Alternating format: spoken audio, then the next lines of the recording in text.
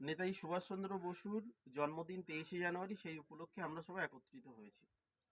তা নেতাজি সুভাষচন্দ্র বসু ছিলেন এমনই এক দেশনায়ক যার জন্মদিন আছে কিন্তু মৃত্যুদিন নেই। আমরা প্রায় 200 বছরের ইংরেজ শাসন দেখেছি এবং ইংরেজ শাসনে যে কতটা অত্যাচার সহ্য করতে হতো সাধারণ ভারতীয়দের, সেটা আমরা ইতিহাস বইয়ে পড়েছি। সেই ইতিহাসকে বলা ভালো, সেই রক্তাক্ত ইতিহাসকে ইংরেজের হাত থেকে ছিনিয়ে নিয়ে এসেছিলেন যেসব দেশনায়ক যারা দেশের জন্য মৃত্যুবরণ করেছিলেন, তাদের মধ্যে নেতাজি সুভাষচন্দ্র বসু অন্যতম।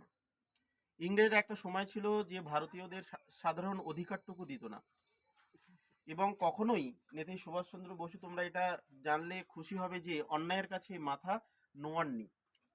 এখন আমরা ভারতবর্ষে দেখি যে বিভিন্ন অত্যাচার হচ্ছে, অনাচার হচ্ছে, বিভিন্ন অত্যাচার হচ্ছে, অনাচার হচ্ছে, এবং সেখানে নেতাজি সুভাষচন্দ্র বসুর মতো একজন ব্যক্তিত্ব থাকা দরকার যারা কখনোই অন্যায়ের সঙ্গে আপোষ করে না। আমাদের স্বাধীনতা আমরা পেয়ে গেছি, এবং এই স্বাধীন ভারতে আমাদের সবার এই অঙ্গীকারবদ্ধ হতে হবে যে অন্যায় দেখলে আমাদের রুখে দাঁড়াতে হবে, অন্যায়ের প্রতিবাদ করতে হবে। তাহলে নেতাজি সুভাষচন্দ্র বসুর জন্মদিন পালন করা সার্থক হবে।